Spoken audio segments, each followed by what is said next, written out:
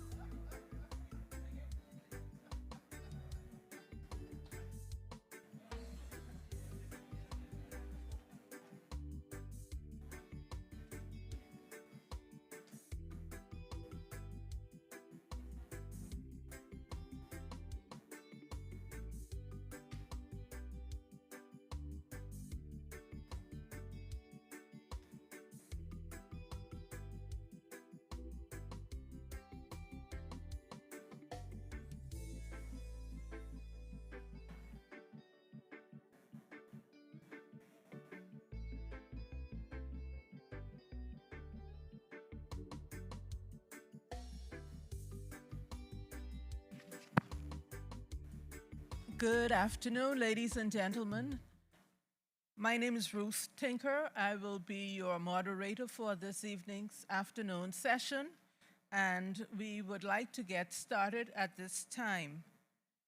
We will begin with an opening prayer by Ms. Sharon Farquharson, former Director of Rehabilitation and Welfare Services and lay minister at St. Gregory's Anglican Church here in Nassau, Bahamas. Ms. Farquharson, please.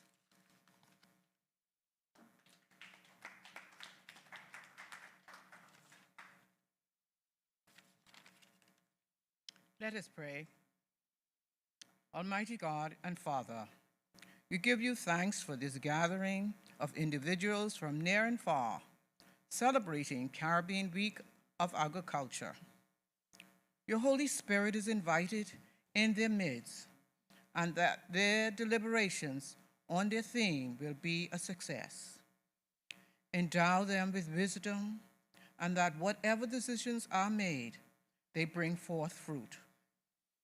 With anticipation, your blessings are expected because, Father God, you listen to the prayers of your people. May the relationships fostered during this conference build binding friendships, that there will be continued sharing of information to the benefit of all countries represented, knowing that all of the gifts bestowed on the participants come from you. May God's grace and mercy be with everyone. In Jesus' name I pray. Amen.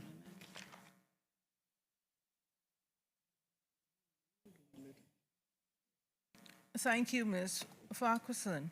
Coming now to formally welcome you here is Mrs. Martha Hannah Smith, and Ms. Smith serves as the president of the Bahamas Network of Rural Women Producers. Mrs. Smith.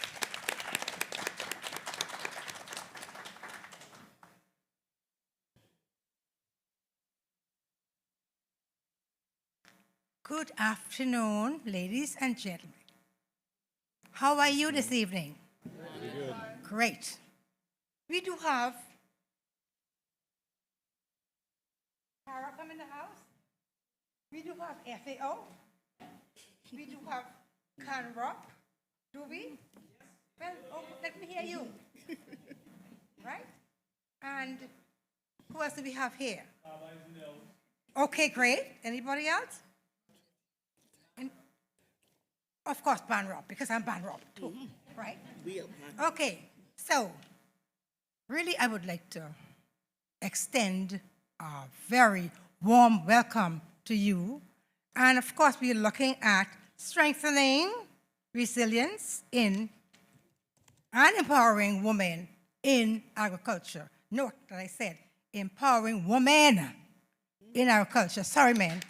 Sorry. Okay. Now, in the Bahamas, we really like to give a warm, and a very warm welcome. So I'm going to ask these people here to give you, especially our out-of-town guests, a very warm welcome. Let's see how we do it. Okay?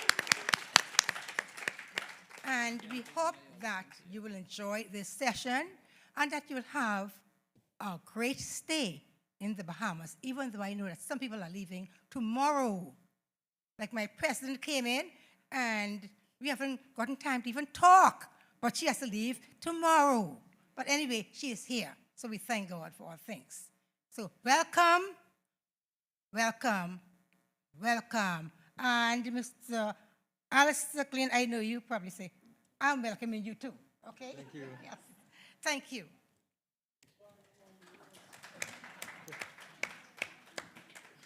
But the rules among the doors.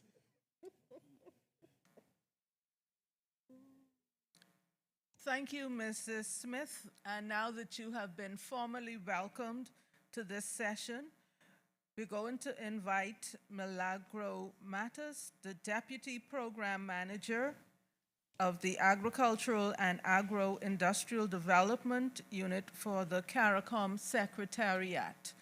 Ms. Milagro.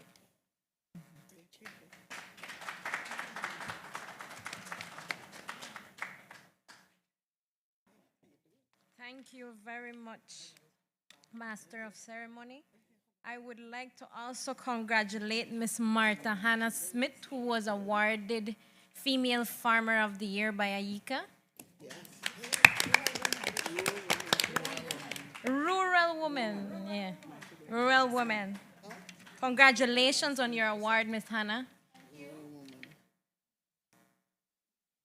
Thank you, CANROP, for the opportunity to give the opening remarks on behalf of the CARICOM Secretariat today. The region recognizes women as the backbone of societies, the caretakers of families, and now, in this generation, even as main providers. Though their impact on society is massive, I think we can all agree that women engagement in agriculture remains rather passive. The gender gap, which extends to heavy burden of unpaid care work in households and communities, limited participation in policy, rural organizations, strategic dialogues, and limited access to productive resources are without a doubt negatively impacting rural households, food and nutrition security, increasing poverty, and ultimately influencing the underperformance of the agriculture sector. With the COVID-19 crisis exacerbating existing vulnerabilities and inequalities of rural women, it is crucial to design an inclusive and sound gender-responsive policy or policies and legislation that provide equal opportunities for young rural women and women in general. The reality is that a true transformation of rural economies and food systems will not be possible without the inclusion of women. By hosting sessions like these, we continue raising awareness and advocacy of gender equality and rural youth engagement by sending clear messages and ensuring that they are included in multi-stakeholder mechanisms so that their voices are heard and attract the attention of all key actors across the agricultural value chain. At the last Heads of Government meeting, CARICOM leaders acknowledged the importance of youth and women in transforming the agri-food systems. At a meeting held in Guyana recently, we also had our first engagement with women and youth. The meeting directed the creation of a youth advisory council to consider recommendations made by youth from the 15 member states and feed into the ministerial meetings for planning and decision making.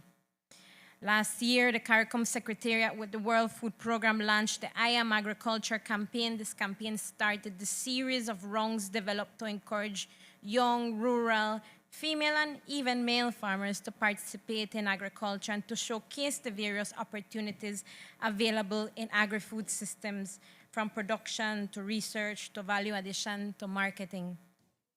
During this week, we also held a Youth in Agriculture session, which included a balanced number between young men and young women. CARICOM is cognizant that true change can only be affected through women's engagement at the highest level. Their voice matters. Our voices matter. We know that including them in the dialogues will reap change and yield meaningful contributions to society. CARICOM is committed to leaving no one behind and working along with the women farmers to truly transform the sector to one that is inclusive, productive, and sustainable. We recognize that full development of women's and young people's capacities in the food systems requires coordinated, integrated, and comprehensive actions on different geographic scales. It's only together that we can achieve our goals. We must continue the loud call for gender inclusion and the closing of the gender gaps. Let us continue joining efforts to leave no one behind and encourage and support rural young women in agriculture. Thank you.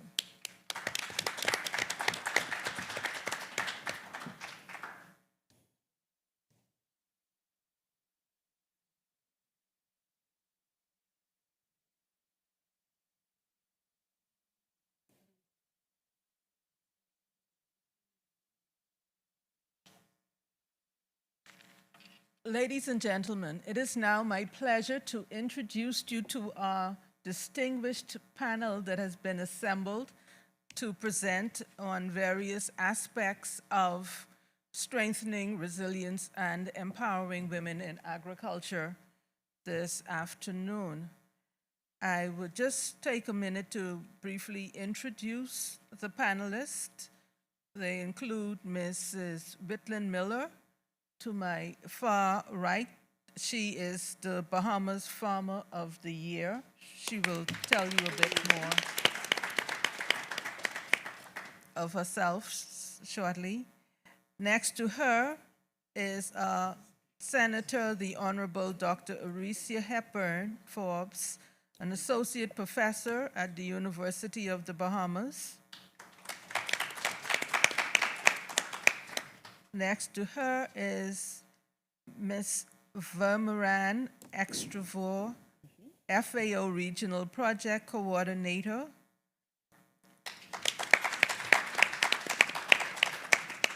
Next to her is Ms. Karen Shepard, President of the Bahamas Agricultural Entrepreneurs. And a distinguished gentleman on the panel today, Mr. Alistair Reynolds Clean, representative from AICA in Barbados. So at this time, I'm going to turn it over to Ms.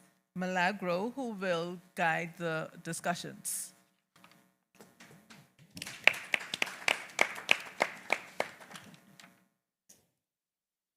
The rose among the thorns, Mr. Alistair. That's right. That's right. Hi.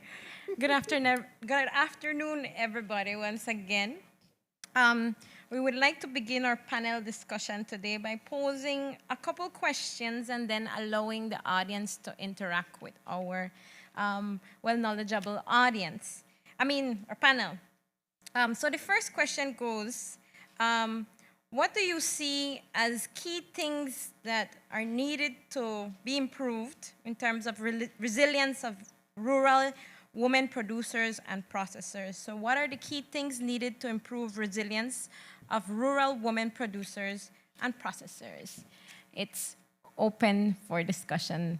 Probably we can start with our dear Senator, the Honorable Dr. Arecia Hepburn Forbes. You from the Caribbean, you know, you never let the politician and teacher speak first. We may not have enough time for that, but I will be brief because from what I understand, everybody is going to answer this question. And so women empowerment and building resilience in women, rural women. If you do a quick Google search, you would see that to build women empowerment, there are three concepts that come up a lot. You will see leadership, you will see learning, and you will see labor. I actually agree with those three concepts and think that we should actually add another L to that mix, and it's called listening. Because with those four concepts in mind, I think we have the capacity, the ability and capacity. I'll allow everybody to put their phones on vibrate. The ability and the capacity to foster resilience in the sector. So let's start by breaking them down. So first with learning. When you start talking about learning, we're talking about learning new technologies that have now come develop, learning different strategies that we can implement so we can start moving from resilience. Because what we want is not just economic resilience, but we have to look holistically. Sustainable resilience is something that we're looking forward to in the agricultural sector on the whole, because there are several mitigating factors. You have climate change, you have economies of scale, you have several things that women, rural women, have to, have to deal with on a regular basis. And then you have labor. Well, we know depending on how much technology you use or don't use, you could be using traditional methods would make your agricultural component more labor intensive. You could be using more machines or technology which might be less labor intensive. But if you partner now, like I said, the labor with the learning, then you would determine what is the best mix for your farm component. And then when we go back into leadership, because what we found, well, when you look at several studies, when I was researching this topic in particular, is that a lot of women come into this sector following role models and leaders in the sector. You'll see once you find successful ladies, like I happen to be in between two very successful ladies. We already heard also that Miss Martha was the IECA recipient of award. So you find that those people tend to bring more females in the sector, which is extremely important. And then for my L that I added, which is listening. Because as a politician, and this may be the part that I get, sometimes we like to tell people what they need instead of listening to what people say they need. And until we make that paradigm shift where we're actually listening to what not, and I will say constituents loosely, what they say they need, but in this instance, what rural women say that they need, in order for the resilience to happen, I think we'll be in a downward spiral. So that's my brief response. Thank you. Thank you very much, Senator. Good evening, good afternoon, sorry. So from another perspective, and just taking a look at all that has happened over the last 3 years, where women's role have come more and more into focus and youth.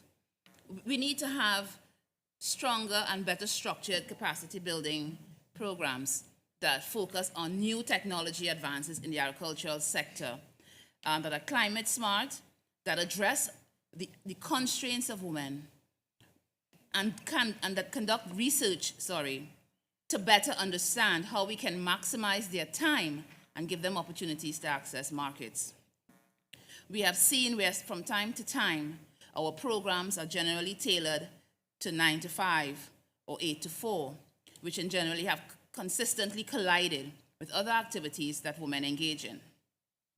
We have seen the opportunity for us to build resilience by greater mentorship and coaching in business practices and creating the opportunity to expose women to business skills to keep strengthening them to move from strength to strength, especially in areas where they need to access credit and incentives for their own small businesses that they start at home. We have found through the pandemic and the emergence of new small businesses that access to finance and credit has continued to be a limitation. We recognize also there's limited record keeping and knowledge on industry standards that need to be filtered down to make it easily accessible for women. We also recognize that national programs such as extension services and support services that strengthen value chains need to consider the constraints of women, especially female-headed households, where time, poverty continues to remain a challenge. And my last point on this area of building resilience is creating legislation where necessary to create the environment to have greater access to land and other resources that women tend to not have access to when seeking to build businesses and to create their own opportunities. Thank you. Thank you very much, Damaran.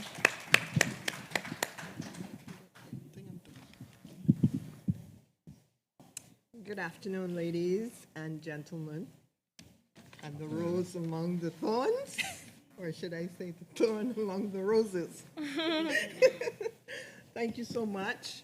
I'd like to add to that and concur with my previous speakers that one of the, and a number of items that I would suggest is diversifying our portfolio as women.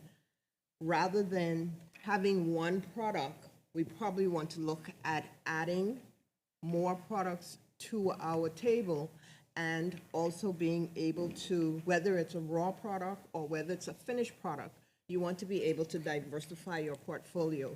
You don't want to limit yourself to just having one item, and you want to be able to say, well, listen, I can bring more than one item to the table, which allows you to diversify your portfolio.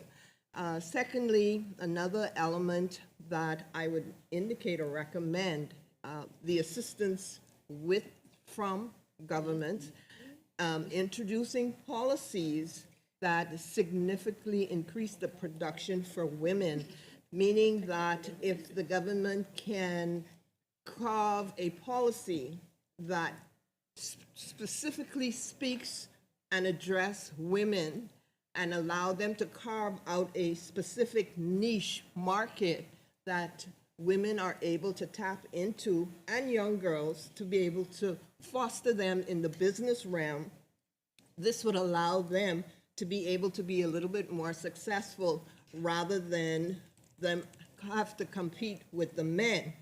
And also, one of the other things would be a tax reduction on value-added items. When we bring in stuff, everything is benchmarked across the top in the Bahamas at 10%. If it's something pertaining to that niche market, if the government implement a policy where they can reduce the value-added tax on that particular item, allows the entrepreneur to be able to successfully or a little bit better succeed at what they're producing, whether it's, as I indicated, a raw product or a finished product, and give them the advantage in that arena. And so those 2 points would be my suggestion with regards to assisting women in being able to be better entrepreneurs. Thank you. Thank you, Dr. Karan. Alistair? Thank you, Ms. Militas. Indeed, I've been hearing I'm the rose among the thorn among the roses. I would like to think I'm the rose among the thorns, and I'll tell you why. Because rose petals tend to wilt and dry up. And as a man, I've been among plenty bush patch with pickers and thorns, and those don't disappear. And women are like the thorns. They don't wither, and they are very resilient by nature. So I will be the rose among the thorns. And I want to concur with my colleagues who came before and quickly say that when I think about this resilience issue, I think about the ability to be flexible, to be robust, to be able to rebound when things occur, whether it's extreme climatic events or anything that disrupts from the norm. And I think one of the key things to consider, I heard my colleagues talk about listening, and I think that's so important. Coming from a development agency, we're often so tempted to just rush in and say this is what is needed. And just like how I'm here, I'm in no place to really be saying what women need. First and foremost, and like the development agencies, we really need to listen, and not just listen, but engage women on an ongoing basis to get their insights and also to be committed to the task. We often start something and it's a project, start and stop, versus recognizing the need for continuity until persons reach a particular point. And I think that's something that we really need to embrace. I would also agree with Vermeeren regarding the issue of capacity building. And more than that, we also need to have more cooperation, more sharing of experiences among the women themselves, and have the women working with their male counterparts, because we need all hands on deck. Yes. And one hand doesn't clap. That's right. Unless you have special skills. But you need that cooperation. We need that ongoing dialogue between all the stakeholders, the development agencies, having persons, partner. And I think one more thing I want to say before I end here. If you want women to be resilient, we also need to ensure that they are in all aspects of the value chain so that they can have a share of all elements and a piece of the pie. So if one area falls short, you can make up in another area. And once you have that cooperation, that collaboration, the farmer doesn't have to do everything, but if he's partnering in a group with persons who are processors or who are distributors, it is bringing greater value to the overall effort. And today we were talking about value chain in another session, and I want to bring that focus here again. Let the women be involved in value chain, strengthen them. The work that agencies such as FAO, UNDP, and even NICA that we are doing, and the CARICOM Secretariat, I think those will be useful if we partner with the women and get them more involved in the value chains. Thank you. Thank you.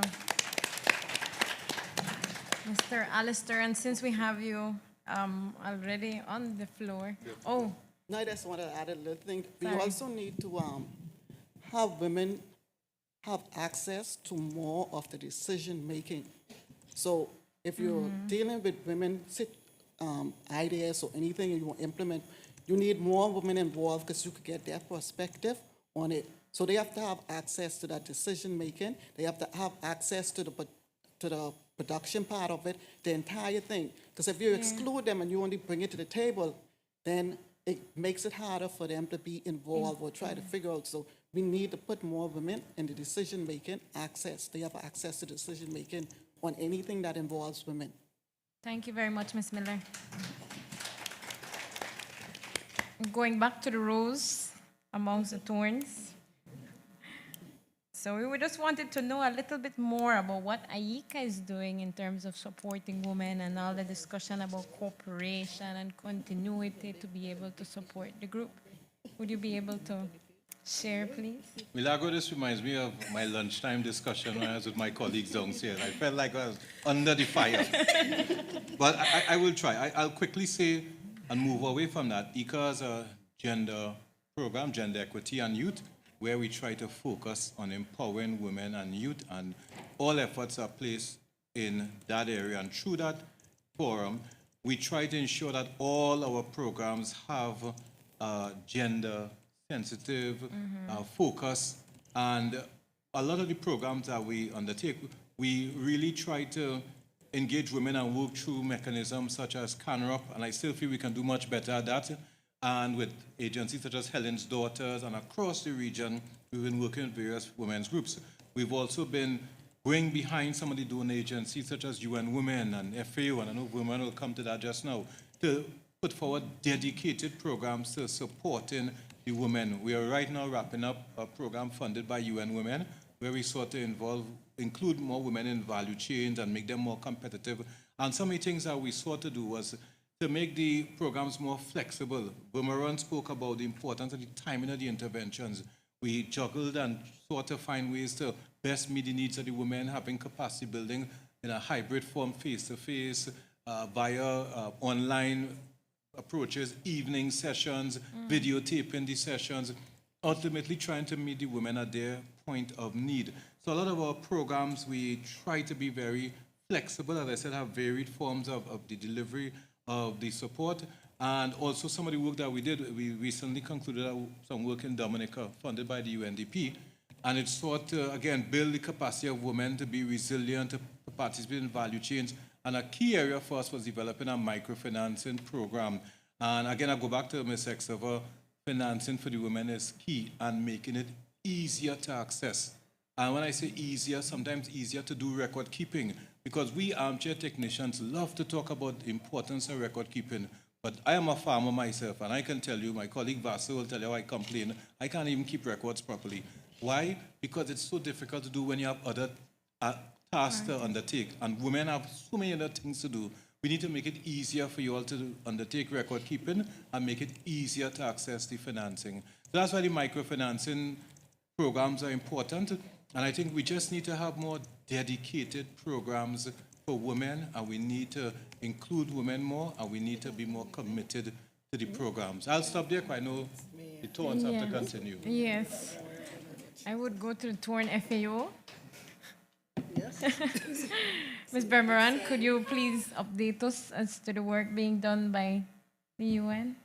Thank you. And I have to say too, we do have the UN have taken a very focused approach. So within the FAO, we have updated our gender policy, and we have now integrated gender mainstreaming as part of our project evaluation. So before a project even gets started, we have now established frameworks to ensure gender mainstreaming. One of the challenges we do encounter, though, is that sometimes gender mainstreaming, persons may think it is just us counting the number of women and men that come out to attend a session. Through the collaboration with UN Women, we have also recognized that it is not only the number of women and men that participate, but finding the ways through our projects to address the constraints that women actually face that will address, finding the solutions to address the constraints that women face. And one of the clear examples of this is our recent ongoing activity to build resilience using the human security approach, really focusing on where do women go to get information on how to do some things as simple as land and business registration, and where do they do to get support for coaching in business, and the collaboration with AICA that Alistair referred to sort of speaks to the piloting of engaging the sector through the other UN agencies to allow more effective engagement with women and youth. And that initiative is beginning to bear fruit. It's going to take some time, but it's a clear mandate coming through the UN, through our programs. We currently also have ongoing activities that are focused on women and also recognizing them as successors and entrepreneurs and role models to tell their story and take their story to other women within the Caribbean region. The Resilient Caribbean Initiative is an initiative funded across the Caribbean region as well. And within that initiative, we've spoken and focused many projects on building capacity of women. One such of those trainings is one that's coming up within Barbados in building entrepreneurship skills of women. So we've sort of tried to work together to drill down on delivering activities that are not just gender responsive, but more contributing to transforming the lives of women and youth. And finally, I probably speak to upcoming initiatives that will take this type of approach that allow us to now take a closer look at policy approaches to gender mainstreaming, as well as activities and actions that will improve women's approaches to agro-processing and marketing in new areas that have been prioritized to address the needs of women in agriculture. Thank you, Vermeron. Amongst us, we have seated people who have a vast knowledge and experience about success stories and challenges and a lot of solutions that women have come up to be able to become more sustainable, more productive, all in all, to be successful. So I would like to ask Ms. Miller if she could go about explaining to us how she went, how she became the Farmer of the Year. What have been some of your challenges? How have you been able to overcome them? Do you have a day?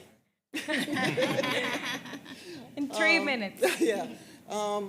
There were some challenges. I started out first in my backyard.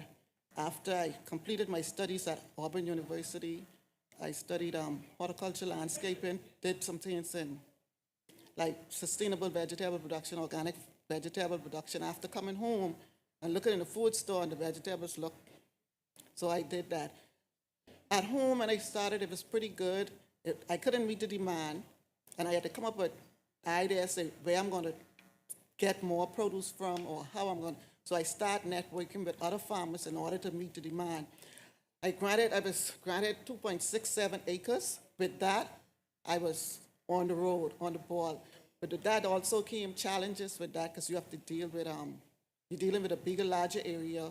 You have to deal with theft. You have to deal with more insect and disease, because now you have a big, great land. But you implement things to get rid of that. So what I do a lot of companion planting, so I don't have to use so much pesticide for insect and stuff, because you want to put in as less input as possible so you can get more output. So with that challenge, I still have one more challenge, but that's grasshoppers. And I bought some expensive organic stuff, didn't work. But now I know what I could deal with. All I need is cilantro. So my entire farm will be filled with cilantro. But why you need a cilantro? Here is the advantage of that. I could sell the cilantro. I could put the flowers in the salad. I could sell the flowers. When they go to seed, I capture get the seeds, collect the seed, and I could sell the seed. So when you think you have a problem, you see how many solutions you get out of that one problem. So if you overcome, you learn as you go along, and many times that's what it's all about in farming. When you get a problem, you have to figure out how to find a solution for that. And that solution you find have to be involved with less input, so you could get the most out of it. Thank you very much, Ms. Miller. I think that goes in line with everything that has been said just now. We need that capacity building, that collaboration, that cooperation, that sharing of information.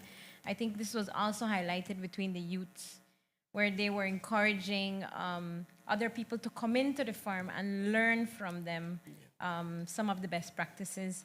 I would like to ask the senator now a couple of questions. Senator Dr. Risha, you're also an associate professor of the University of the Bahamas, and I was just wondering if there's any policy or any work that is being done at this moment to encourage, women in agriculture. I wouldn't say there's a specific inclusive gender responsive policy at this point in time. Focusing on agriculture, we've passed several policies now dealing with more violence against women, things of that nature. But I think as a government and as a country on the whole, we do need more gender specific policies, like Ms. Shepherd said, just focusing on agriculture. So females in agriculture, because while we do have duty-free concessions, she also spoke about VAT. Maybe that's something that we do need to consider. Do we couple the duty-free concessions with a reduction in VAT? Is that something that we could do? Because of course, governments only have one budget, so there are only so many things that you could do. So you have to figure out. To me, the better thing would be, like we have already discussed, have working in your cooperatives, using some community and networking, so you then lower the costs at one point in time, having different subsidies, having private-public partnerships. Those are the kind of things that you also need to look into. Gender, when we start talking about particular policies as well, the SBDC, that's the Small Business Development Corporation, I do think they've done several grants for agriculture, but I do think they need to have female-focused grants as well, because that, to me, will get more females into the sector. There is a point that you do have to shift gears and focus on females to get them into the sector, because they are plagued with things like what Alistair says. And, oh, my good friend, I know everybody else named it Verba, except this one. So we do have a lot of trainings when you're talking about 9 to 5, and we haven't made, to me, the shift to using technology, having webinars instead, having things recorded, because people have childcare issues that you have to factor in and other things going on, because we like to say in the Bahamas, the man is the head of the house, but the woman is the neck. So you can't get anything done if the neck ain't able to come out and do those type of things. You need to ensure that we have an inclusive, not only policy, but environment where females can get out and be the best that they could be. Thank you very much. We're the neck. I don't remember that. I would like to now pass the floor to Miss Caron, the president of the Bahamas Agriculture Enterprise. I would have wanted for you to highlight some of the women farmers or the females that you have worked with, who you felt had some major challenges and were able to overcome them. Would you, at least one success story? Right here. Oh. But yes, I've had the opportunity to work with a number of female farmers, and I've had the distinct pleasure to see them come out of what we would call the mud as roses, because, you know, after we had Hurricane Matthew, which was in 2017, which was one of our most devastating hurricanes in Nassau, where most of our female farmers are, we've seen where they had to bounce back and resiliently come back to the surface, restore their farms, because at that time, most of the farms had gotten totally destroyed, and that's a result of the hurricane coming from the south, where most of the farms are. And so, as Whitland attested, and we have another lady by the name of Miss on Cowpen Road, Natasha and Edgar's wife. Oh, Edgar, yeah. Yeah, Mr. Edgar's wife. And you actually saw where they rebuilt the farms. So we do have a number of testaments where female farmers have been resilient in building their farms back. And, you know, we have agitated for assistance with regards to having assistance from the government, which they did in certain instances. However, most of it was bore by themselves. We've had farmers, especially female farmers, who have, anyway, we've had most female farmers who have stood up to the challenge. They have risen now back to the top after we experienced that. And then also in Grand Bahama and Abaco, when we had Dorian, which was also one of our catastrophic storms, we've seen where now in 2021, 2023, they've now bounced back. And so we do have a number of female farmers who've actually returned to the market with their products. Thank you very much, Miss Caron. Now I would like to open the floor for any questions. Anybody has any questions for these ladies and the gentleman? Don't be shy. My mic, I can't give my mic. I have to give one of yours. You take mine.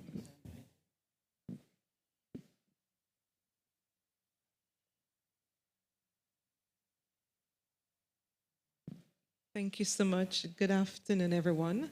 My name is Nadia Paquette Ansem, and I'm the country coordinator for the Sustainable Agriculture in the Caribbean project in Dominican St. Lucia. For me, the topic of women involvement in agriculture is really dear. I think this morning I said the issue of smallholder farmer was dear to me, but this is one of the discussions I was actually looking forward to. Thank you, panelists, for such some enlightening highlights that you've brought to the fore. And I think when Alistair alluded to the fact that it's important for us to hear from the women, and in terms of developmental support and aid, that it's not, top-down approach, but the issue of agency in women is one of these that I would like to speak to.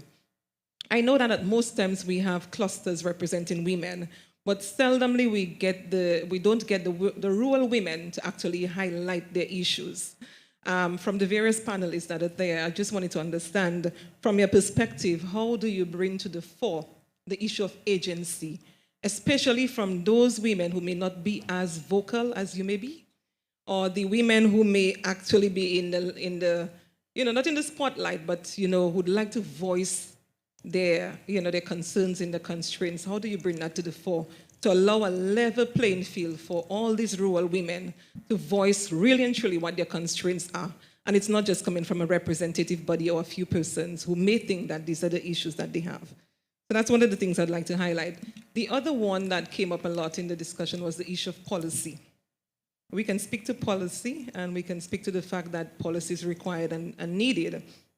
But what are your thoughts as it relates to whether or not how do these policies come into fruition in terms of being financed, implemented, and there is actually commitment to implementation? I don't know if there has been any experience as it relates to any of these policies that have really been implemented. Another question that I had was the issue of gender-based violence. I did not hear much about it, but I know in the rural farming communities, this is really, really one of the biggest constraints facing women in agriculture, particularly women when they have to move from the household areas or the backyard farming to more rural spaces or bigger spaces. That is one of the things that constrains them. I also wanted to hear about the issue of labor and mechanization, especially noting our small territories and the type of topography that we have. How do we get women involved in commercial farming or commercial agriculture? That is not just the nurturing aspect of farming or the backyard small-scale farming, but how do they get into the areas of mechanization or the other types of farming, let's say the vertical type of farming or the new innovative approaches to farming. So these are some of the things that I just wanted to hear about. Thanks much. Thank you very much. That was a list of questions. Thank you very much. Can we ask them to, yes, because it's a lot. It's a lot of questions. Yes. Next time you will be part of our panel. in a good way. So anybody wants to take a shot at the questions? They included that of gender-biased violence of labor. How do we include women in commercialized farming? How do we ensure that those who especially are not as vocal as you all are involved? You want to try? I could lead off for once and start debating. In terms of the agency issue and involving women, I think first and foremost you have to provide a safe space and be genuinely interested in hearing and allowing persons to speak. I think if women, whether it's women, youth, marginalized groups, you must have a safe space.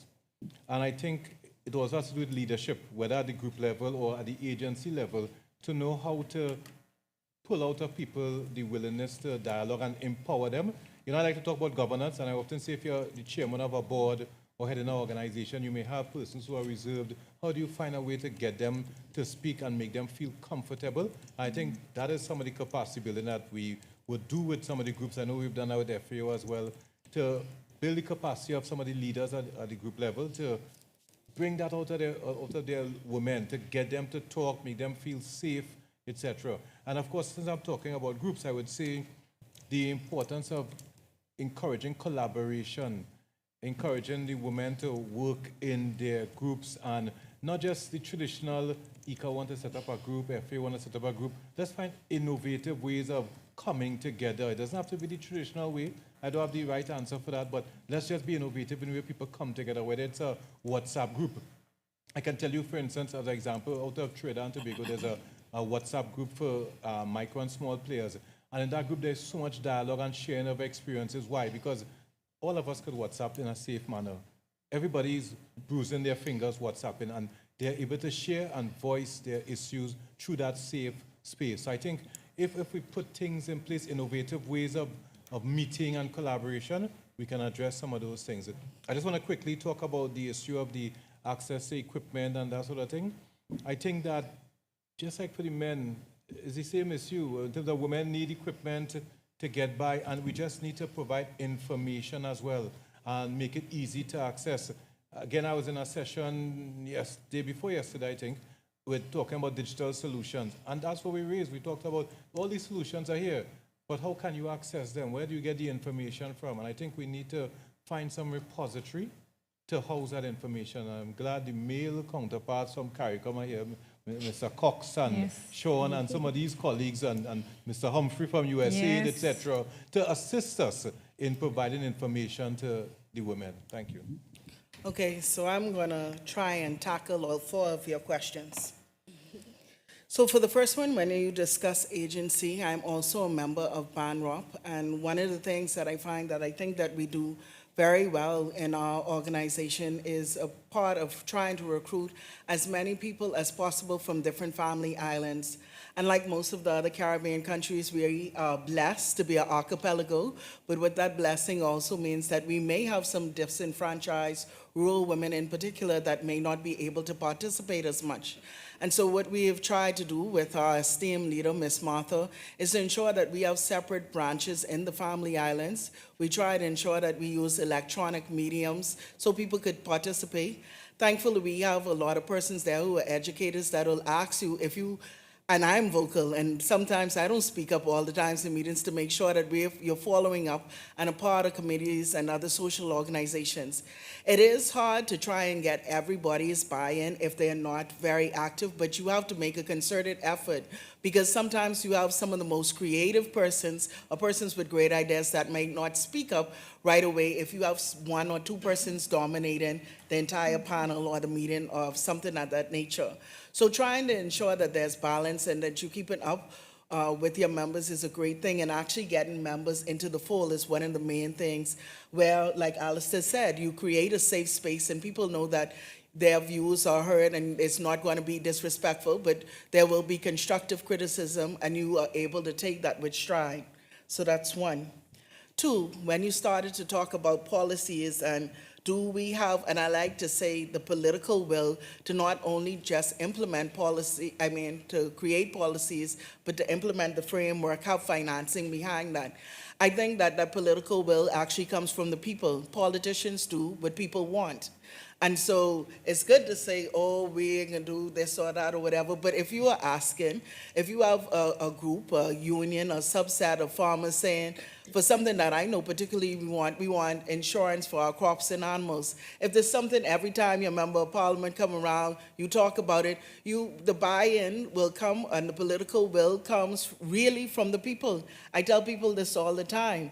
Ideally, yes, we want to have policies and see them fully implemented all the way through, but you do have to have the financing to go along with that. But a part of that is ensuring that you have the people pushing every step of the way to ensure a follow-up. Every time you see a member of parliament, excuse me, I saw this was debated in the House, this was debated in the Senate, and see this come through yet, what is going on, where are we going from here, how is this going to happen? We have to have all persons pushing from every sector.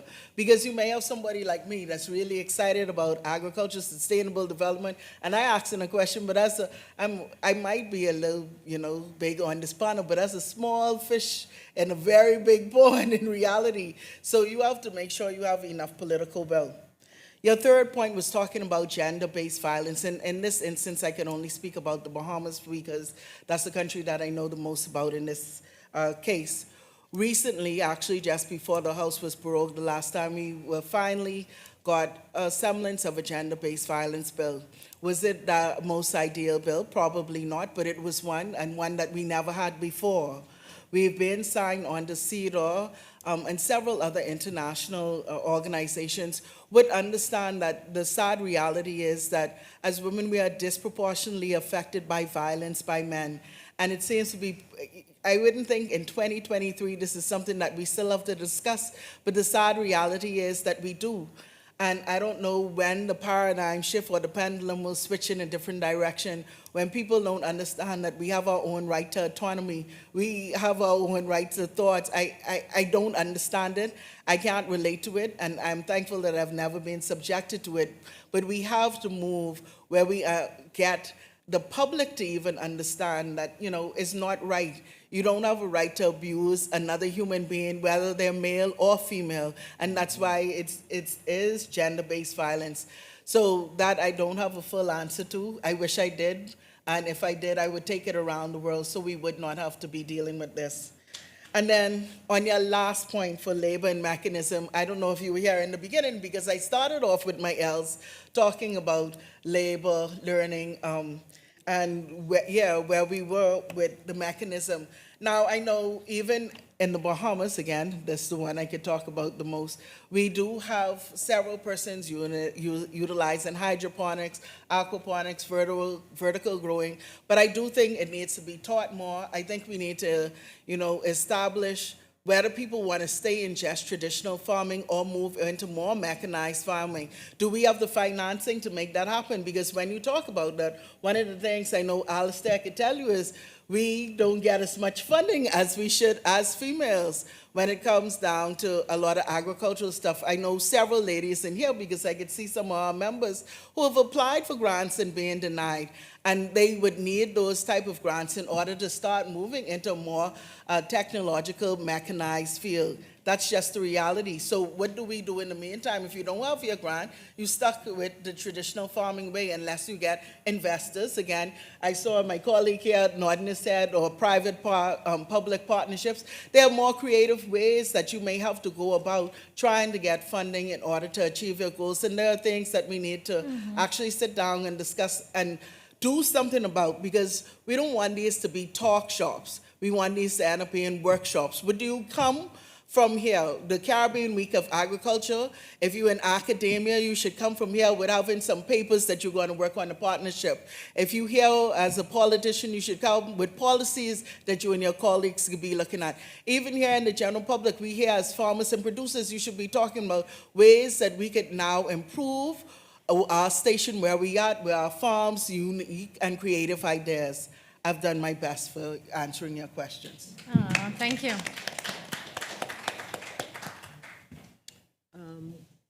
Just one or 2 points I'd elaborate on, and that's with regards to the voice of the women in our group and Bahamas Agro Entrepreneur Cooperative. We've found that, and especially me, I've found that a number of women, they reach out to me directly because they know I will go and speak on their behalf and agitate for them. And so through our group, we tend to have a clear focus of vision as to where we're going, what we want to do, and how we're going to get there so that we could end up having real results. And as a result of that, we find that the women will come, they will bring their concerns to us and ask us what is the best way or what is the best direction for us to handle this matter or handle this situation. So as a large farmers group, we've found that our women tend to just come to the leadership and say, well, okay, even though they're not one of those persons that will be really vocal out in the forefront, but they will come to us and say, well, listen, this is what needs to be done. This is a suggestion that we would like to be heard or like to be made on behalf of us, and we will then implement or strive to ensure that that concern is addressed at some point. My second point is when I was elaborating on the policies, that the policies should actually enhance the development, advancement of women. And one of the things that we find is that policies are, and like Doc said, policies are put in place, but the political will to enforce it is another thing. And so we try to ensure that when we make the suggestions to the government, that they actually really listen to what we're saying and not just hearing us. And that's a hard thing to do, but at least we try. We make the effort to project the concern that we would like to have agitated or rectified or amended. And like I had said, and the suggestions for those of you who just came in the room was that carve out a niche specifically that addresses women and girls, allowing them to work in that sphere and produce the product or products that will cater directly and come directly from women in that niche market. One of the other things I had said for those, again, who just came in is that we need to look at the value-added tax. And we have raw products that are coming into the country, and if we can either have no value-added tax on the raw product or a reduced value-added tax on the product, that will also enhance what the women are doing and be able to put them in a better financial position. And Doc had spoken about the finances. Yes, that is a challenge.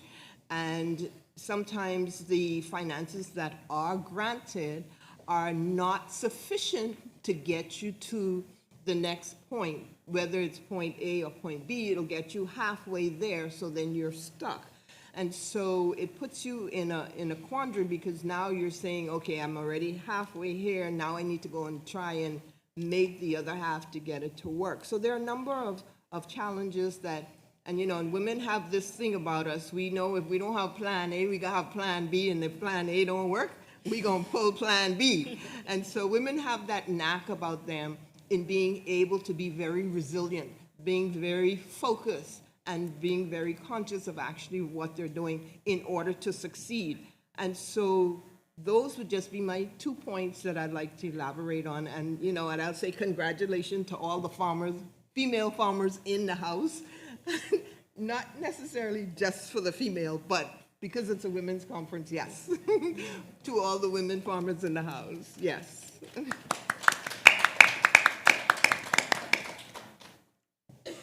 All right, I'll go next. So I do have a question back. I'll start on the last point of policies. How many of us collaborate with our Bureau of Gender Affairs to know that there are policies that exist?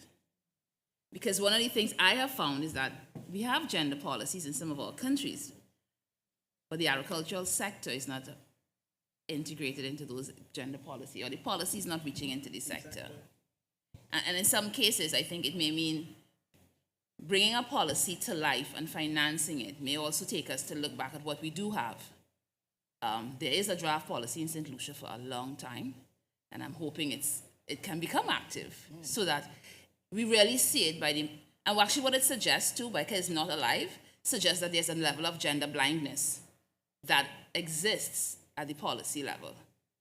Our policymakers are aware, and I say gender blindness because we create access, but the control and taking it down to the activities on the ground is not there, or it is limited. Grenada has a great gender policy, but I'm not seeing it rolled out within the agricultural sector as effectively. And I think I put the challenge out to us and to you that get in touch with those policies and also determine how can we bring them back to life, so we speak to them and hold our policymakers accountable for making them become alive in the work in the programs that are implemented. I concur with my colleagues on making a safe space, and Alistair, I agree. But I think we also need to give capacity to the women so they can be effective counselors to one another, to create that safe space to speak. Because sometimes those of us with strong voices make those women who have weaker voices uncomfortable to speak.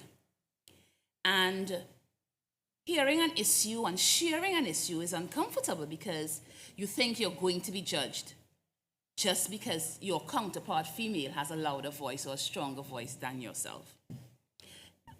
So I'm saying not only create the space, but create the opportunity for you to learn how to be that ear to listen. How do you become that active listener and not a listener who's going to try to say this is what you should do? So you hear the issues. And I have found it worked.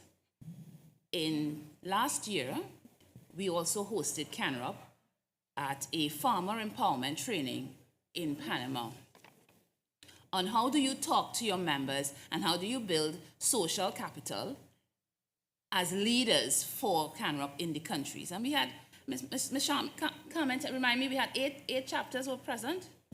Yeah. I think about that. And it was interesting, the dynamic when they connect. 10.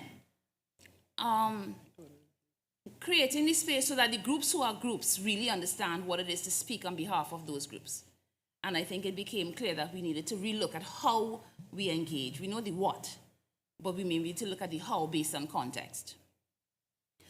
Gender-based violence is real, and I think it became really important, and it was so significant during COVID that a lot of it was underreported, but there was a lot of signs of gender-based violence where women taking on the task and having to do both household work, child care, and school care, because school was now at home, and having to follow up. And I'm not sure that our systems are tooled for us to effectively manage or address. And the segue. What it also brought out was the digital space for bullying. Because we now have another space where both men and women are being bullied in the digital space. And it is now creating what I call a quiet gender-based violence environment. Because boys and girls are bullying one another online, and it's creating a voice. As a matter of fact, it's removing the voice. So again, I don't think we have the answers, but I do know we have to become more aware so that when we engage, we are cognizant of what may create a constraint for a woman to speak or a youth. My suggestion is to create spaces and smaller groups. Do not try to bring everybody together in one. I believe it is becoming less and less effective in addressing and getting to the core of an issue when we want to address or provide support. Labor. Oh. Sorry. On my last point, I don't want it to be too long because I can talk on these things. Answer four. I got you. Labor. Labor will continue to be. I don't call it a challenge for us women, because we know how to multitask. And we know how to do it well. I think we also need to remember we must focus.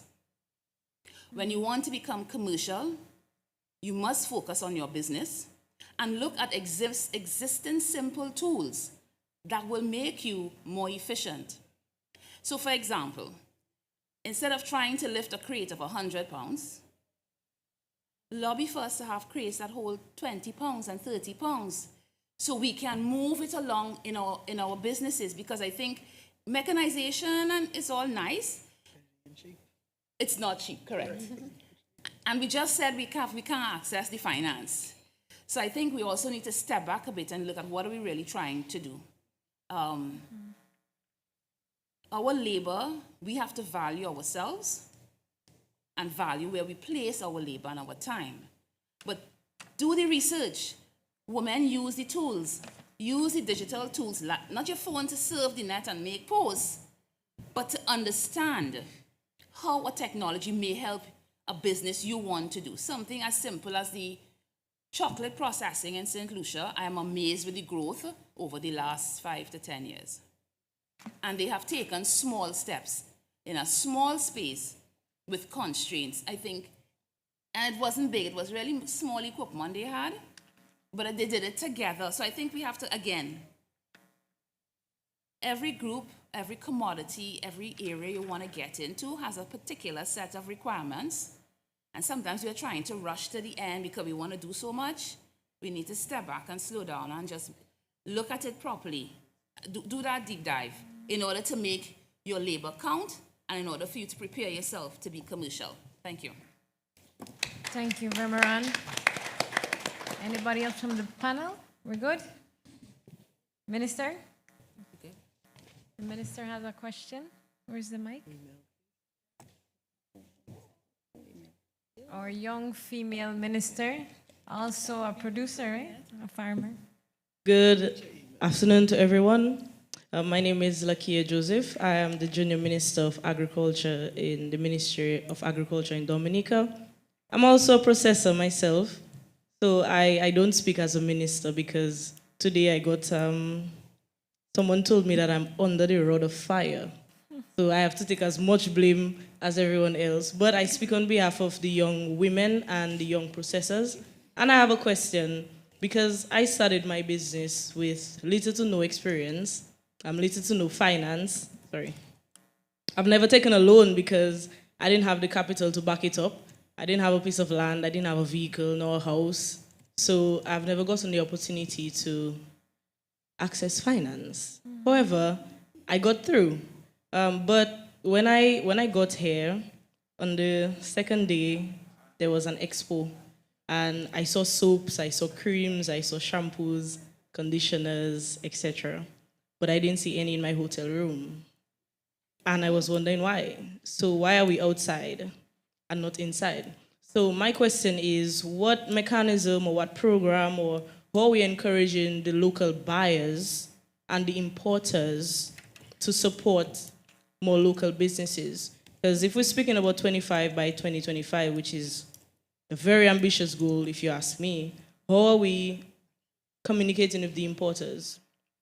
And how are we encouraging them to communicate with the exporters? And the exporters pretty much are the producers. And so I went to the restaurant and I saw pepper sauce outside, but I didn't see pepper sauce inside. That was locally produced in the Bahamas. So my question is, how are we linking the two, and what mechanism is in place? And everyone from every country, I think you should consider it. Probably you might not be able to answer me, but consider how are we linking the two, the importers, the exporters, the buyers, the producers. Thank you. Okay. Thank you, Minister. Minister Joseph, you ready for a response? Yes. Okay, yeah, because I could speak in particular about this hotel as well. I will say that Breezes does purchase locally. No, but I am going to, because I could speak, I could speak. First off, one, and I know, so we're not wearing our political hats right now. So one, they have a local garden where they have partnered with trying to get some farmers to work with them with. And two, they do purchase locally. But I will say an issue what they are having, because I was the person who encouraged the owner to purchase locally. So when things don't go the way she wanted, I had the person who should pick up the phone to tell off. So we need to work, and this comes right back down to it. Alistair been saying to have proper collaboration.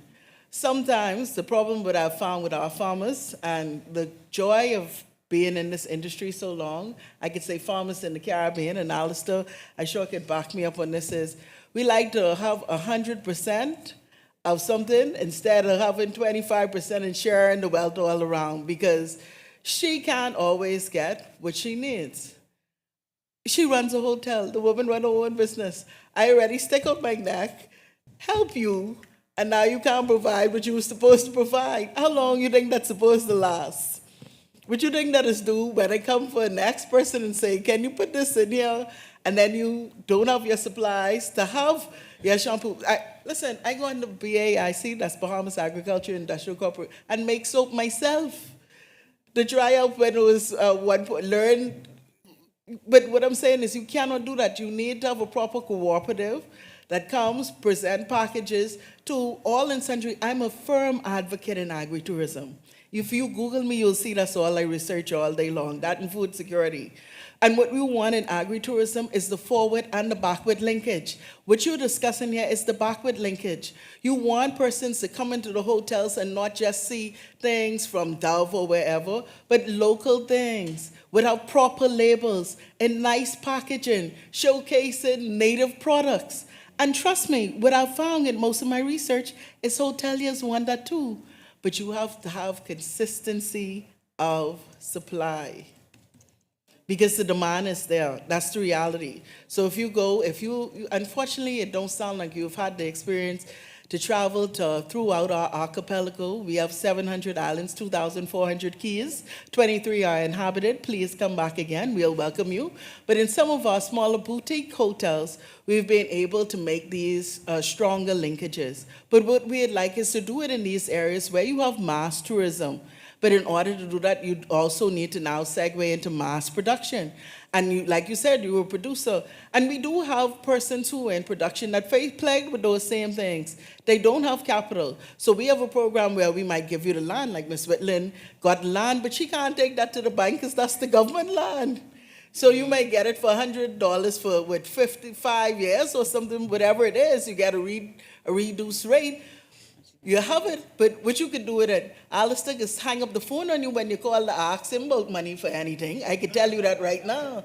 I wouldn't even talk with my new friend. She didn't even want to give me an email just now. So, once you say anything about money, there's a difference. So we understand. We have to find a way where not just financing, and I do believe we need to have more grants. The good thing I've said, we have been doing a good job with those SPDC grants. However, they have not been targeting females, and I think that's something I really wish Samantha Roll was here. So I hope she could see this recording. Y'all could give me this recording so she could see how much I plug, and hopefully they move. So we do have a program to target female and female entrepreneurs because, like I said, we have the place. We teaching you. I've even learned the skill. I should have brought my thing where I make my own straw bag too. So we have the capacity. We're doing the training. So you have the skill making. But how do you then translate that into getting your business off the ground, into making the correct linkages? And when you get the linkages and keeping, you know, being the supplier and keeping the buyer happy. I just have one thing to say with that. What we need to do, you know you have you don't have the resources. You're a small business. So what you need to do, listen here. She wants me to supply these people these things. I can't do it. Let me see who else over here is making soap. So once you see, you need to start networking. Listen here. I need to supply 10,000 soaps every month. I'm going to produce this amount, you produce this amount. So you end up keeping the contract. Yes. But what a lot of people tend to do, I want all the money myself. And you know you can't meet the demand. So until we get to the point that, hey, listen here, if I can't do, one big business can't do it, 10 big businesses can do it, that's good. All of us make money. Then it might be another contract you do, you can get the same thing. So you even get more and more. But until we get to the point that we need the network. A lot of us like to be me, and we don't want to share in the wealth. And at the end of the day, you lose the wealth. So what you prefer? You get 20%, she get 22%, or you get 0% because you can't keep up with demand. And that's what we are facing. Mm-hmm. Yeah, I want to add to, but I think we have some positives though. We do. And I think we should celebrate the positives. Yeah, I agree. And before Veran starts to speak, I just have to clarify. Thank you, FAO, and thank you, Aika, for the support that you've been giving. Just to clarify. Okay. So now I know I can talk through you next time when I need some money for something. God is good, eh? Go ahead, Veran. I'm scratching your head, Alistair, like you're not sure. I just didn't know I have his number. Yeah, sometimes we are constrained, but I want to celebrate that women who do it. And I'm going to go back to Ms. Nurse and Canrup. When I saw the slate of products last year, it was different from when and to be honest, I was in Canrup. I worked at ICA back in a long time ago, 2003 or 4. And I was working with Canrup. And then I moved on. And to see the products that Canrup can produce at this time, I was really blown away. Yes. But more than that, they have also created their market. So as women, if we talk to each other and collaborate, we do share the pie together. Because if I believe in Ms. Nurse, we have products that do leave from one country to get to another. If it's moving from Guyana to St. Lucia, and they've actually tested it. So I believe together we can do it. But we need to celebrate and we need to find out, we need to know, we need to share. Because you wouldn't have known that can take place. Bahamas makes nice earrings with sand. And coconut shells. And with coconut shells. Ms. Martha gave me a pair. Yeah, right okay. But it's really how do we package it to sell one another and help make that market linkage? Because trying to do it alone as a small person doesn't make you efficient. Economies of scale are not on our side when we come to calculating the numbers. That's a fact. Correct. That is just a hard fact. Cost of production is high, electricity is going up, labor is rising, the cost of labor in Caribbean can't compare to other places. So we've got to band together to make economies of scale make sense in some innovative way, and one way is by sharing. So I say to you to access markets, Honorable Minister, is to create the partnerships. Dominica did a great job, and I'm going to celebrate the Mon Prosper woman in Dominica through COVID, where crops were wilting, no markets, and the women in the community came together and vegetable crops and herbs were packaged together for sale. And then we didn't have the transport. So it turned out that the men that were driving the trucks for transporting persons, we can't move anywhere, so you have to stay inside. Their taxis got work by moving the product from the community down to Dexia, to distribution for those in need. And after the pandemic lifted, they began to connect with a young lady who had a Facebook marketplace called Advertise to place the product online for sale, to get online sales. And that came from coming together in community to work. So I believe it can happen when we work together, we build together, we grow together.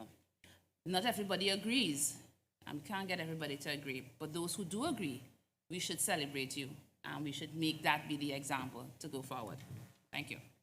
Thank you, Vermeron. Alistair? As the only man, I'll take a little liberty to answer the Honorable Processor, since she's not here as a minister, she says. And I agreed with colleagues. There are success stories, there are persons doing it, etc. But I also agree with the minister. A lot of times you're not seeing it taking place. And we are primarily talking about the micro, small, and medium-sized persons, not the big Grace Kennedy, not the national canners, Pine Hill, or barons. We're talking about the small-scale producers. And you're right, Minister, a lot of times we're not seeing it. And she asked an important question: what are we doing to bring the buyers together with the producers to address 25 by 25? And for me, I've often said with ICA and FA and all the other agencies, CARICOM, that we talk about produce, produce, produce, but we fail to recognize that you, the consumer, still want to drink mots and still want to eat imported food. So you all talk about import substitution, but you still want the foreign food. So how do we address that? We need to bring the buyers on board, the distributors, etc. Let me put a plug in for an activity at ICA, FAO, and CARICOM Secretariat, CPS. So all of us are doing next month. We're going to have a virtual agri-food trade mission, and USA through IESC. Let me say that, a virtual agri-food trade mission, which will bring together the exporters from the region with regional buyers, buyers from Central America, North America, and Europe, with an aim to, first of all, promote inter-regional trade and also access export markets. Because it's virtual and fully sponsored by ICA and FAO, the women can sit in the comfort of their home or their businesses. And again, we are flexible anytime and engage buyers, set up meeting with buyers across the hemisphere. So we are trying to connect producers with buyers. Now, make no mistake about it, it's the third year we're doing this. And we have had some level of success, but what has happened? A lot of times, the producers can't meet the requirements of the buyers, and Vermeron and I think Euricia spoke to that. We recently had a session under the same UN Women project in Barbados, and one of our hoteliers came to the session and she said, we want to buy from you all, but when we ask you all to supply, you supply for 1 week and then you disappear. We went to St. Vincent and met with Buckerman Bay Resort some years ago, and the procurement guy laughed. He said, we give you all opportunities, but we know it's not going to last because you all will supply for a fortnight, and then after you finish, drink all the money, you can't do anything else. That is the reality that we're facing, whether male or female. We don't want to consolidate. We don't recognize the value, as Euricia said, having 5 or 10% versus having 100% of nothing. We have to be the ones, whether CARICOM, ICA, FAO, USA, CANRAP, BANRAP, whoever up, we need to be the ones to say and promote, let's work together. Be willing to sacrifice, build trust amongst yourselves, put the mechanisms in place for us to collectively produce single brands that can meet the requirements of these markets. Because the hotels take a lot of volume, and not just hotels, but supermarkets, generally, and you with your little small enterprise, yes, you could fulfill a niche. You could look at a niche market or some boutique hotel. But if we want to really make a dent in the whole import bill and address 25 by 25, women who's supposed to be the tones, who's supposed to be resilient, you all need to come together more and agree. Just like the Miku women in St. Lucia's, Vermont of the chocolate, pool your resources and produce one product under a single brand and meet the demands of the buyers. And I think if we are serious about that, we can all begin working together to really make a serious dent in the food import bills. I hope I've addressed some of your concerns, Madam Processor. Alistair, I would like to ask my boss to give a little comment on this. I think. On behalf of the CARICOM Secretariat. Good afternoon, ladies and gentlemen. All right, I've heard quite a bit of the ask that is being put on the table. And to be frank with you, the concern is legitimate, but my approach to it is probably a little different. And this is not gender specific, I'm sorry to say. This is a female forum. But the reality of life is that one of the things that we have to do, and this as called as a business community, all the offerers of products and services, is that we have to recognize that, for example, I'm not speaking to this hotel, because like the minister, I don't wish to be put out. But the fact of life is that a lot of them are international chains, and they have centralized procurement.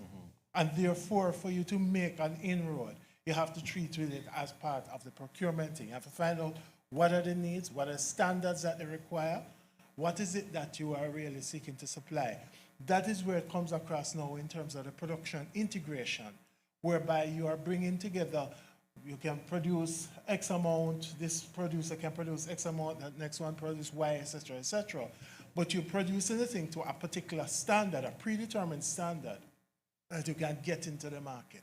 Have to have the appropriate labeling. You have to treat with all of the issues that surround that entire aspect.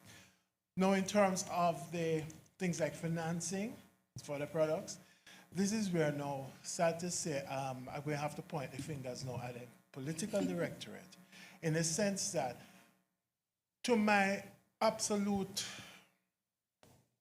how should I put this? Horror. I don't know another word to use. I could not believe that in the year of 2023, you still have financial institutions in this region whereby a woman cannot get a loan without the written permission of her husband. That's right. I really could not believe it, but it is true. It is true. Right? No. I would like to keep my work. Thank you very much. It does exist. No, but it does exist. And this is what I'm saying. This is where you have to get. This is where you have to get to the approach and the standard. Your approach must be standardized, because you have to treat with it not just in terms of the production aspects of it, the marketing aspects of it, but you also have to treat with the legislative aspects of it. For my part, and I take off my title as an employee of the Secretariat and the soon-to-be former employees boss. No, I will have to look at it and say, for example, in terms of gender-based violence, with the greatest of respect, I think we're wasting time in this region when we talk about gender-based violence. What we're doing, what we have in place, we have laws that mean absolutely nothing. They are not enforced. We see the violence repeating itself over and over and over. We hear the same excuses, the same admonitions. You must not do this, you must not do that. Let us increase dialogue. Let's treat the conflict resolution. But at the same time, in the community in which I live, in Guyana, a man is pulling his woman out into the street and beating the living daylights out of her. I call the police. This is at 1:30 in the morning, and the police do a drive-through at 7:30 a.m. Right? You tell me where that tells you that we are serious. And this is not the same. This is not just Guyana. The same thing I've seen in Jamaica. Same thing I've seen in Trinidad. In other words, it's right across the region. This is not an argument to speak to, oh, we're trying to pinpoint a particular thing. We are not taking this thing serious. And if you look at the legislative interventions, frankly speaking, a woman has been subject to tremendous domestic violence. Look at the effective punishment that is put on the table. Look at the punishment that is actually faced. And tell me at that point in time if we truly are serious about it. So, something, ladies and gentlemen, I did not come here to pontificate, so let me retire quietly to my seat. But I do hope I've added value. Thanks. Yes. Yes. Thank you, ASG Cox. I just want to say something. I'd just like to, just for a few seconds, just speak to the inconsistencies of what we have in defense of our farming community. And one of the things that I find that is lacking, and that could be and is primarily a deficit for the farmers, is a mere fact that they do not have and this is not to say any disparity or anything, they don't have the business acumen to be able to know the value in consolidating until you put the numbers together. And when you're selling a product, it's always about the numbers. And until they understand, and I'm getting my farmers to understand this, and I think this is how we're now going to succeed at what we're going to do, is that when you're going to sell 500 blocks of soap as an individual, you think that is a lot. But when you approach the hotel and the hotel is asking you for 5 million blocks of soap, then that's a whole difference. And so until we have our farming community seeing their entrepreneurial spirit as a business and not as a hobby, then we can see the results of our work. It does not make sense to blame people for not coming together if they don't have the value information to be able to accurately discern what is the outcome. And that is a big problem. And the problem is, while we or some other persons up top in the bigger fair of things know that they're looking for 5 million blocks of soap, the farmers in their defense thinking that they're doing a great job making 500 blocks of soap. However, at the end of the day, the mindset has to change, okay? It has to be a paradigm shift that our people understand what they are purposed to do, what the outcome is going to be. If you're going to be in farming and you have 2 acres of land and you're only going to produce 5,000 heads of lettuce, there's only so much money you can get for 5,000 heads of lettuce.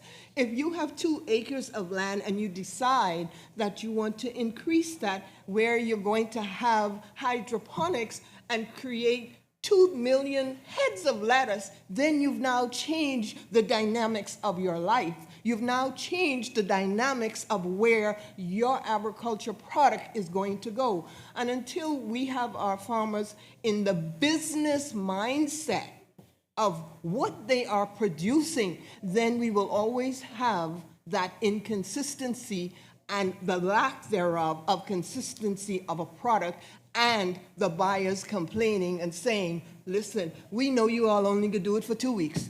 However, once we change the dynamics and we tell our people, listen, we're going to have all of you come together. We need 5 million blocks of soap. You're going to produce 500,000. Trust me, they're going to see it from a different perspective. And that is my defense in regards to the farmers in my group. Amen. Thank you. Thank you very much. Ladies, we have one more question. We have...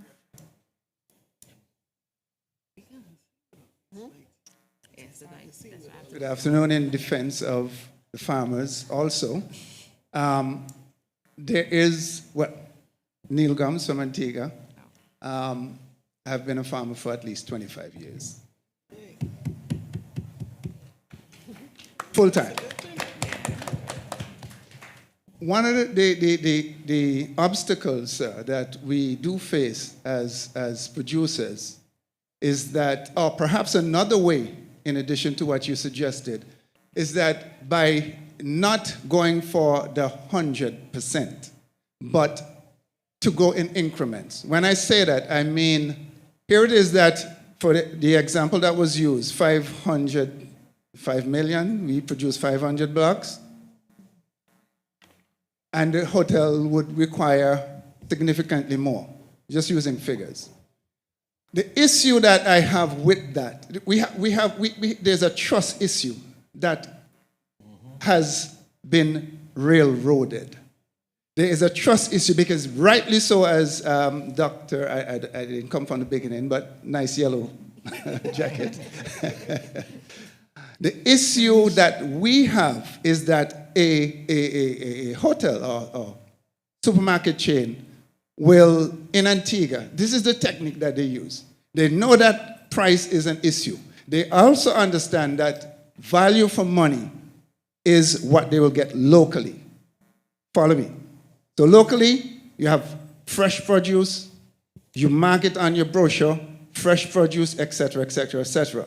Now, what seems to happen is that when it comes to the point that they cannot get hurricane season, so the shipments are not coming down as freely and frequently as possible.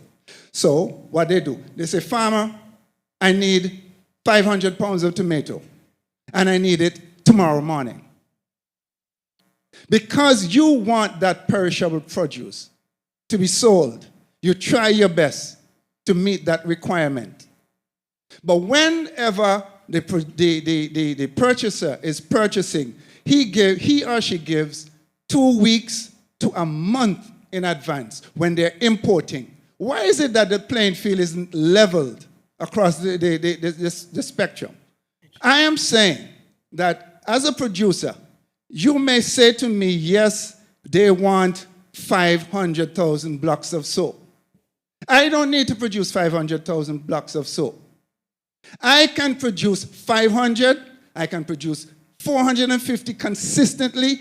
Give me a market for 450. When I do my best for 450 and I get the capacity for capital increasement and I can take it to the bank, I can take it to somewhere else, and you tell me, okay, I see a plan, now I can unlend some funds, and I can step that up, then I can do it in increments. But don't give me a market for 5,000 blocks of soap, and you know right well, because of my constraints, I cannot produce it. I would prefer that you tell me, I'll give you 250 consistently, so I can stagger it over a period of time, and then after doing that, I know I will grow.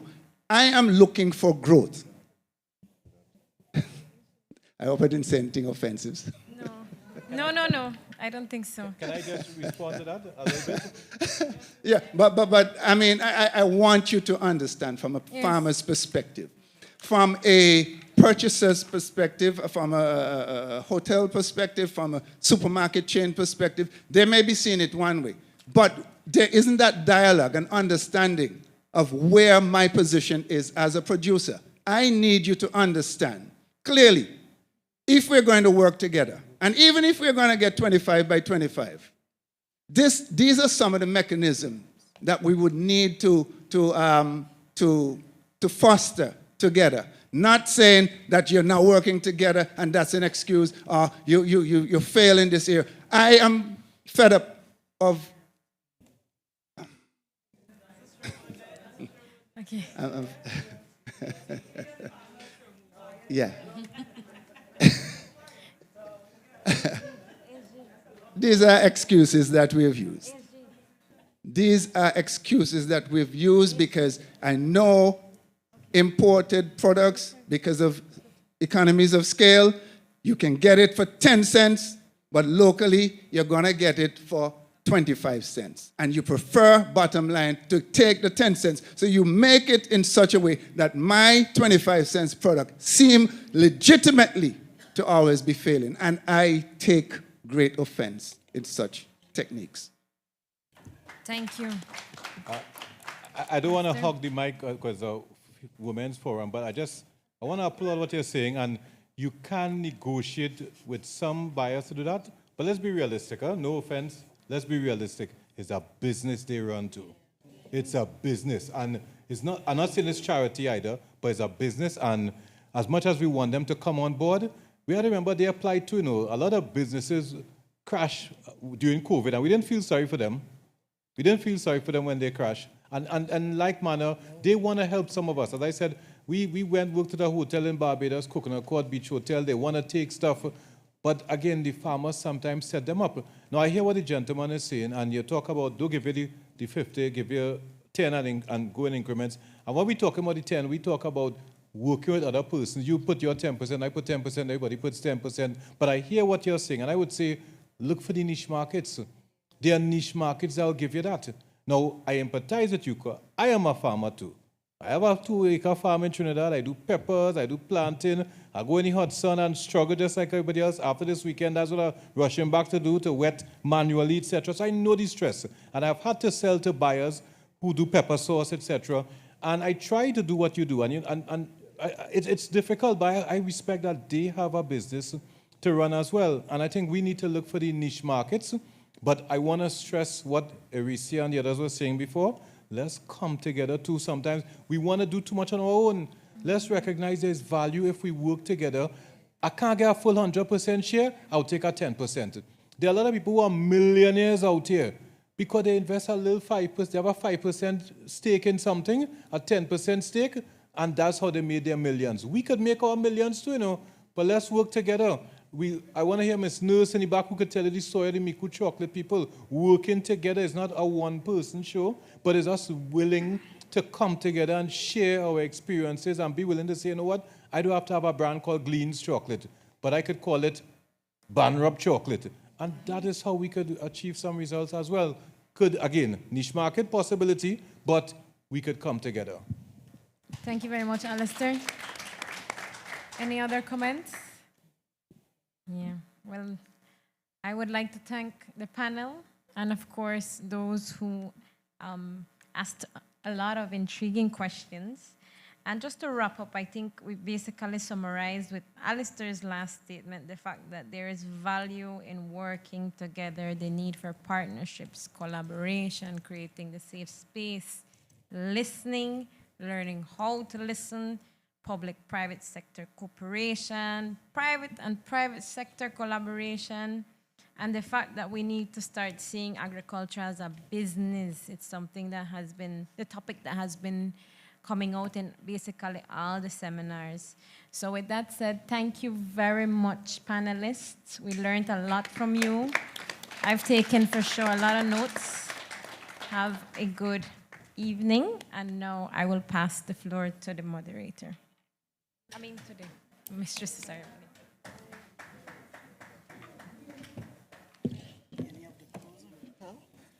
Thank you so much.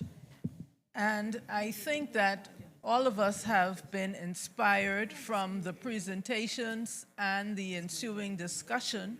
And there are lots of takeaways that we can go back and tweak in our individual groups and organizations over the next several weeks. But I'm sure we all look forward to the next event when we can continue the discussion and the further collaboration to really contribute towards strengthening the resiliency within the agricultural sector in our various countries. So coming at this time with closing remarks is Ms. Carmen Nurse, President of the Caribbean Network of Rural Women Producers.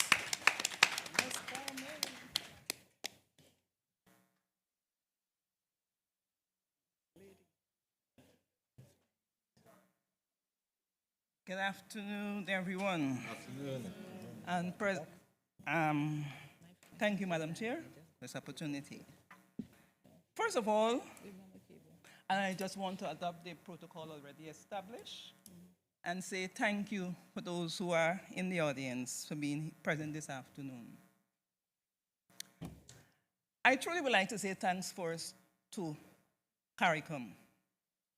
This is the first year in our 24th year of existence. We started in 1999, that CANROP is hosting an activity at CWA. For that.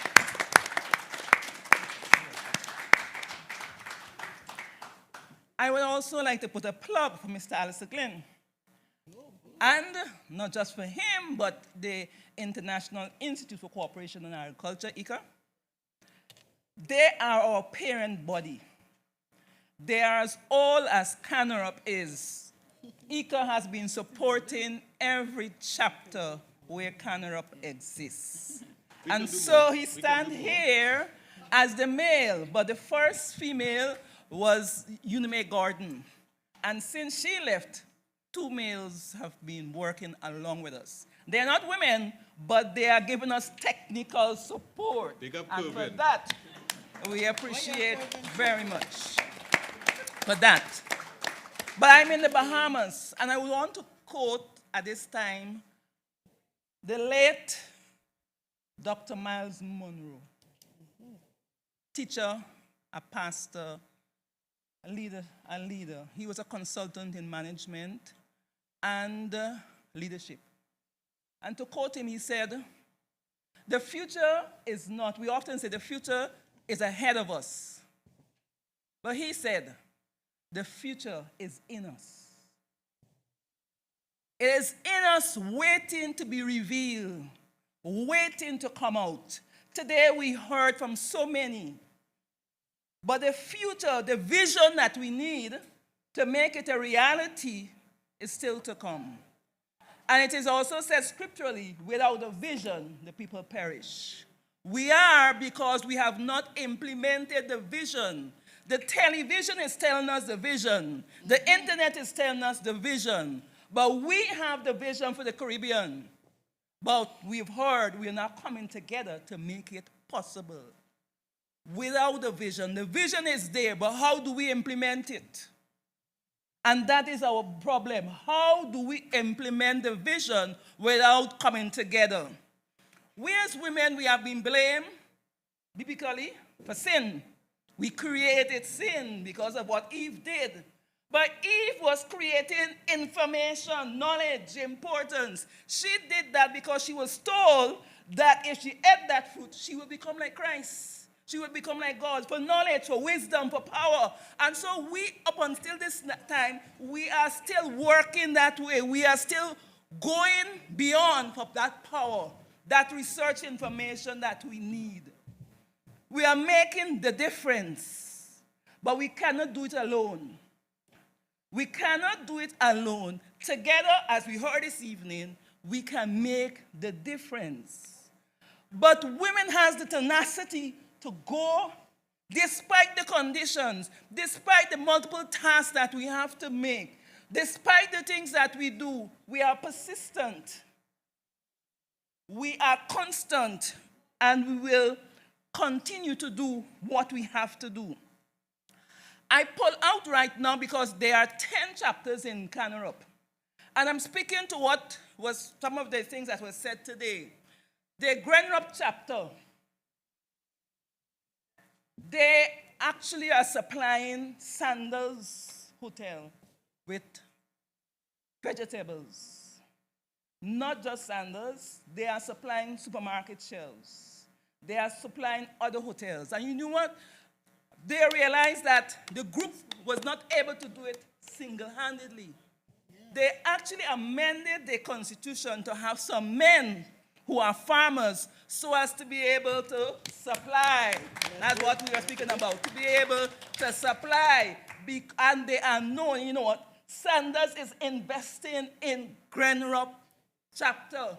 Right now, they are building a processing plant where they will be processing coconut in all forms with the assistance, with the input of Kanurup. Together, we can make it happen. Even though we may be marginalized, even though we don't have the resources as women, but we have the power. We can make things happen.